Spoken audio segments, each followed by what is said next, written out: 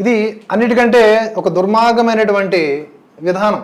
అంటే మమతా బెనర్జీ అనే ఒక పాలకురాలు వెస్ట్ బెంగాల్కి సుదీర్ఘముగా ముఖ్యమంత్రి హోదాలో ఉన్నటువంటి వ్యక్తి ఏ ప్రాతిపదికన తన అధికారాన్ని నిలబెట్టుకుంటుందో అందరికీ తెలిసిందే. ముఖ్యంగా ఈ అక్రమంగా వలస వచ్చిన వాళ్ళకి ఓట్లు ఇచ్చి ఆ ఓట్లను గంపాగొత్తగా కొల్లగొట్టుకుంటూ ఎప్పటికప్పుడు ఆ సమీకరణాలతోనే ఆమె అధికారంలో ఉన్నారు. అక్కడున్న హిందువుల మరణాలు కానీ, ఆర్ఎస్ఎస్ కార్యకర్తల హత్యలు కానీ, సందేశ్ ఖలీ లాంటి ప్రాంతాల్లో జరిగినటువంటి ఘోరాలు కానీ ఈమెకు పెద్ద మేటర్ కాదు. టీఎంసీ గూండాలు ఎలా రెచ్చిపోతున్నారో మనం చూస్తూ ఉన్నాం. ఎన్నో రకాల దాన్ని ఏమంటారు అవినీతి కుంభకోణాలు బయటకు వచ్చినాయి. ఆ హైకోర్టు నాకు తెలిసి వెస్ట్ బెంగాల్ హైకోర్టు తలంటినట్లుగా ప్రభుత్వాన్ని ఇంక ఏ హైకోర్టు తలంటు ఉండదు.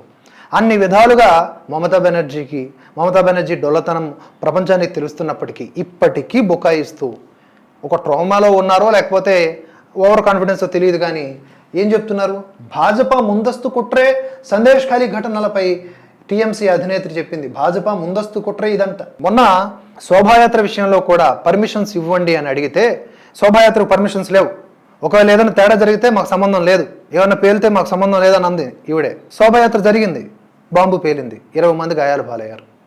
ఆ నోటితో అన్నారు, నిజంగానే అది అయింది. దగ్గరుండి ప్రేరేపిస్తున్నారా, భయపెడుతున్నారా, అర్థం కాని ప్రశ్న.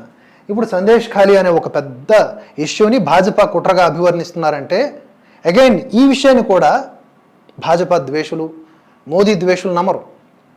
మోదీ ద్వేషులు కూడా నమ్మరు. ఇది పశ్చిమ బెంగాల్లో వెలుగు చూసిన సందేశ్ ఖాళీ వ్యవహారంలో కొత్త కోణాన్ని అధికార టీఎంసీ తెరపైకి తీసుకొచ్చింది. కొత్త కోణాన్ని. ఎస్, ఇట్ ఈస్ కొత్త కోణం. ఇదంతా లోక్సభ ఎన్నికల ముందు పశ్చిమ బెంగాల్ ప్రతిష్టను దెబ్బతీసేందుకు భాజపా పన్నిన కుట్రే అని ఆరోపిస్తూ సామాజిక మాధ్యమాల్లో ఒక వీడియోను పోస్ట్ చేశారు. అందులో తనను తాను భాజపా సందేశ్ ఖాళీ మండలాధ్యక్షుడిగా పరిచయం చేసుకున్న ఓ వ్యక్తి ఈ ఘటనల వెనుక ప్రతిపక్ష నేత సువేందు అధికారి హస్తముందని ఆరోపించాడని తెలిపింది. టీఎంసీ అధినేత్రి సీఎం మమతా బెనర్జీ సైతం ఈ ఘటనలు కమలం పార్టీ ముందస్తు ప్రణాళికలేనని ఆరోపించారు. అంటే భాజపా అక్కడ షాజహాన్ అనే ఒక దుర్మార్గుణ్ణి, కీచకుణ్ణి, రాక్షసుణ్ణి నియమించుకొని వాడి ద్వారా అక్కడున్న ఆడపిల్లల్ని చంపించి, మానభంగాలు చేయించి, భూముల్ని ఆక్రమింపజేసుకొని అది వీడియోలు కొన్ని చిత్రీకరించి ఆ వీడియోల్ని మీడియాలో పెట్టి తద్వారా మమతా బెనర్జీ పైన రాజకీయంగా గెలుపొందాలని పన్నాగం పన్నారా? అంతేనా?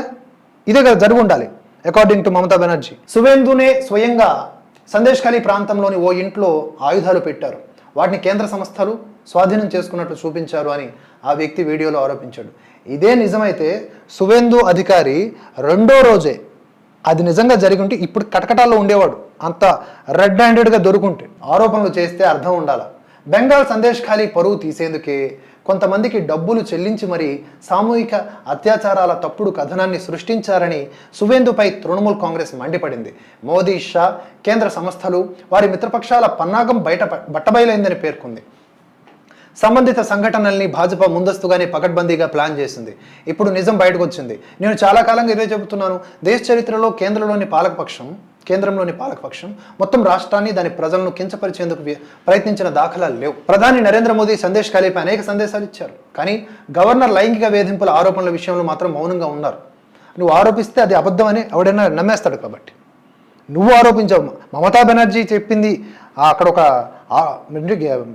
వెస్ట్ బెంగాల్ గవర్నరు మహిళ పైన దుర్మార్గాన్ని కొడిగట్టాడు అనే విషయాన్ని నువ్వు చెప్పావు కాబట్టి నమ్మట్ల. ఇక ఈ ఆరోపణలపై భాజపా నేత, పార్టీ అధికార ప్రతినిధి శంకుదేవ్ పాండా స్పందిస్తూ ఏవైతే గవర్నర్ లైంగిక వేధింపులు, సందేశ్ ఖాళీ ఘటనలను ఎదుర్కొనేందుకు వేరే దారి లేక తప్పుడు వీడియోను అప్లోడ్ చేసిందని చెప్పేసి అక్కడ బీజేపీ చెప్తూ ఉంది. మీరు సందేశ్ ఖాళీ అని కొడితే ట్విట్టర్ వేదికలో సందేశ్ ఖాళీ అని మీరు కొడితే ఆటోమేటిక్గా కొన్ని ఘోరమైన, భయంకరమైన, బాధాకరమైన వీడియోలు కనిపిస్తాయి. అవి చూసాక కూడా మీరు మమతా బెనర్జీని yes she right person, right politician, perfect politician అని అన్నారు అంటే మీకు దండం.